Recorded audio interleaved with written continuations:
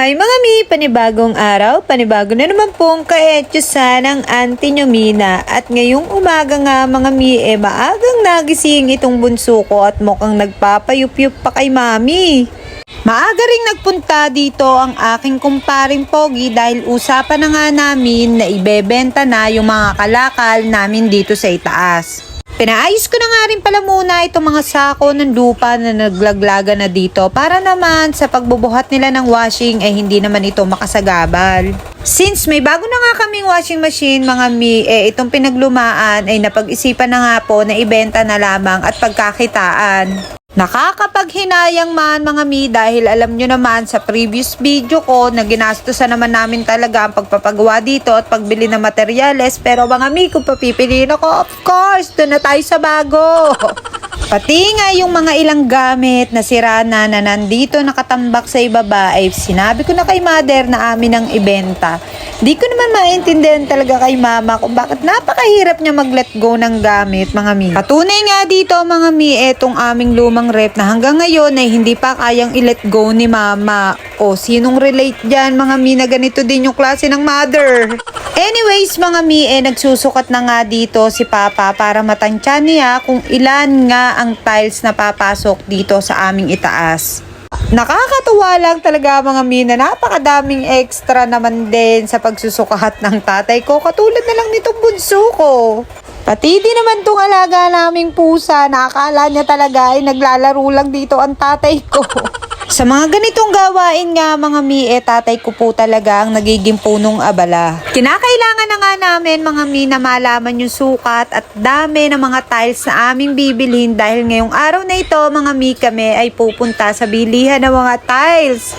Hindi naman talaga maawa at mga mi ang aking anak at itong alaga naming pusa sa pagiging mosang sa ginagawa ng tatay ko. Nakakatuwa lang talaga itong bunso ko mga mi na super active siya sa mga ganitong gawain. Gusto niya yung mga kumpuni-kumpuni, puk-puk-puk-puk, mga ginagawang gulong, ganito siya ka-active. Iniisip ko na nga mga mi na ipasok ko na rin kayo labor tong anak kong to nang kumita naman kami.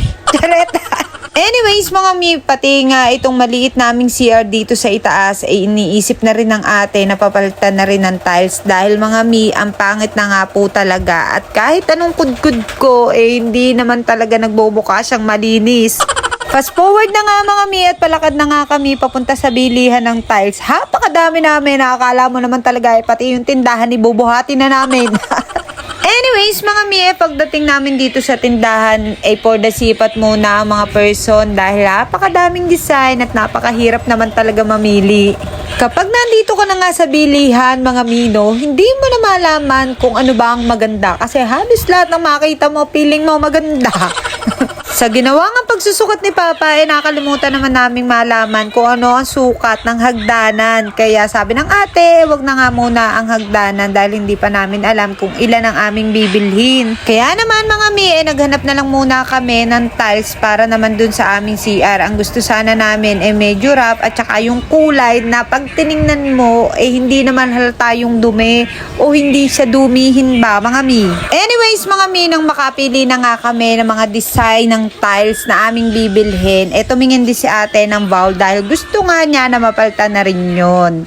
Buti na lang talaga mga mi, kasama namin si Chong Chong para masubukan niya kung ang mga binebenta ba dito ay mga gumagana. O ayan na nga mga mi at balak na ata magugas. Aroy! At habang naghihintay nga kami sa pagbabayad ni ate, napansin ko nga itong kamay ni Chong Chong na para bang mga mi nagbukod ata itong batang to. Aroy, ubod ng dumi. Pagkatapos nga mga mi, lumipat kami ng kabilang establishment para naman maghanap ng pintuan na pwede naming ilagay dito sa aming CR. Sa dami nga namin mga mi, iba-iba naman ang opinion na makukuha mo kaya ang hirap mamili. But anyways mga mi, syempre nagutom na mga person kaya lalapag muna kami. Tapos flex ko na rin yung bayo ko na may phobia na sa camera. Diyos ko dahil akala mo naman talaga tunay. Tapos si Chong Chong natulala dito sa isang sulok. At sa sobrang tagal nga ng order namin mga mi, si Chong Chong parang nasa bahay na lang talaga. At itong bayo ko naman mga mi, waiting dito sa labas para bang gusto na nga rin niyang maging parking boy at balak pa atang agawan ng trabaho yung mga nandito. But anyways, mga mi, that's all for today's video. Maraming salamat po sa patuloy na panonood at pagsama. Kakain na muna ang mga person dahil nandito na po ang aming order. Bye!